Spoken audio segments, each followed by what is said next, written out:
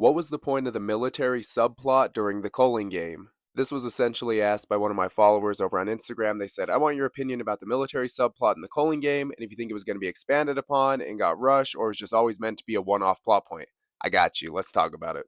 So, as we know, during the Culling game, it's broken up into colonies, and the Culling game itself was being used as a ritual to try and accumulate enough cursed energy to begin the merging of Tengen with the Japanese population.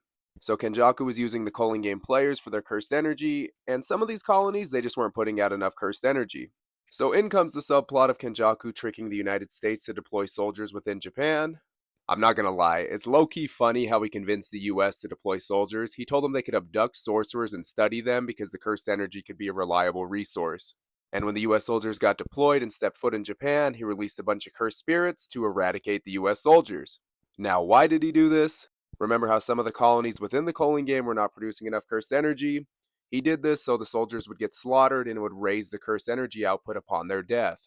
So back to the original question, I think that's why it didn't get expanded upon anymore, is because it served its purpose even though the merger never happened. I think Gege really should have touched base with this at least one more time just to kind of tell us the outcome of how that worked.